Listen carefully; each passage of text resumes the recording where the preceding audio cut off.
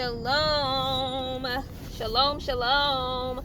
Thank you, Yah, as a set apart in Qodesh and Holy Week unto you continues. I was scrolling through YouTube, this last half an hour maybe. And yes, I saw a little bit of clip of an interview that Jason Wilson had with someone. I saw from that, like a little bit of clip from Body Bachman. I saw that a little bit of a clip from, I don't remember that guy's name who does interviews. He's in the UK. And then he was interviewing with Matthew McConaughey. Oh, and it was another guy that had a clip of that.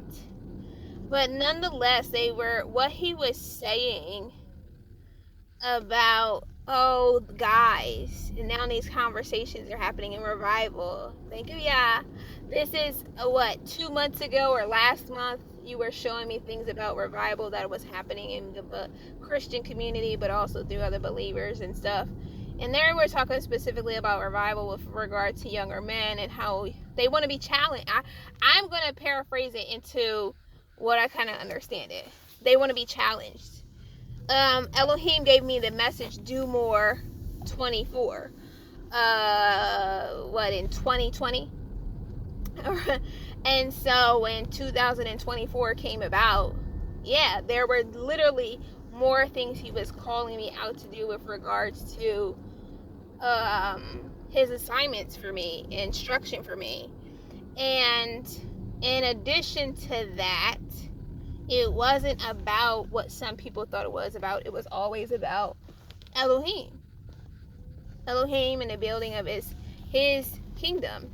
And when I hear people talk about the revival and the revival of young men and the revival of this generation and the revival of families, and someone mentioned earlier about they're committed to raising healthy families, or they're committed to seeing more healthy families, and the message of Elohim about people speaking now about marriages or about family and strong family and union. I was like, we can even go back to the beginning. One of the first unions Elohim created was a man and a woman. He created that from the beginning and put them together. Within the first days of creation, he created man and woman and put them together in a union. That was a part of the foundation of then what he gave the labor of man and woman to do upon the earth. In addition to that, great to see and know that his word is not returning void, and that the dry and barren and thirsty places are being filled, and that though some are planting, others are watering, and Elohim is going to continue to give the increase. I thank you also, even Father, for the conversations about understanding that there are people who are seeking you, men even, and searching out, and you will provide the understanding of your word. You aren't, you're faithful. You're a good Father. And so it also made me to say yes, when people challenge me, yes, when people question me, yes, when people are like, you need to, my concern for you is, the way you talk to people and representing Elohim in that way and representing Yah in that way, and remembering the compassionate parts or the gentle parts of Elohim and loving in that way. But there are people who are understanding that, hey, don't, as they said in that thing, they said, don't abuse the grace of God. Don't abuse the, as I said, as Elohim gave me, don't abuse the temple of Elohim. Don't abuse, when I am being firm and stern and direct and clear, it's not because I want you to abuse your own flesh. Nor am I saying to abuse the temple of Elohim, the Qodesh place, the thing that he created you. I'm not saying that for men or any of them. I'm not saying if you were in infidelity that you can't get it right at all. And that there are people who have chosen and who I've still had a few interactions with trying to communicate.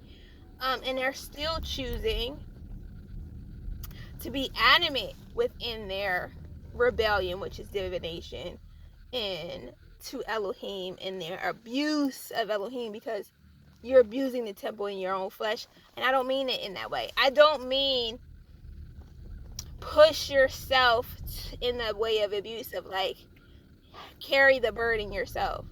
It means that, you come into the understanding and the rest of knowing that Elohim is your anchor. He is your strength. It's impossible for man, but it's possible with Elohim. No, don't give yourselves permission to just sin against the Father, to not honor him, to not care about how it impacts him, to not care about it that impacts your whole flesh. They brought that up.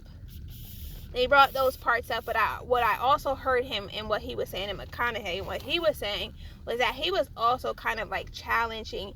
This is what I got from what he was doing to himself, was like he was pushing himself like, you can handle more, you can handle more, you can handle more. And in many ways, yes, as men and as women, you can handle. He never has given you more than you can bear. You have not been given more than you can bear. Also, within the context, understand that Elohim is the strength that helps you to carry. And he lightens, like our yoke. He takes that heavy yoke and gives us his easy yoke. And so, though there is you can take on all the responsibility he's called you to. All of it. And he's that strength and that anchor, just as he has assigned messengers to you that follow you everywhere you go. And his presence is the light of life that is in you always, and his presence never leaves. They bear you up, lest you dash your foot against a stone. It's not you relying on your own self to do it. Yes, we can handle everything Elohim has ascribed to each of us. And I mean what he has positioned, placed you, appointed to you specifically through him. Shalom.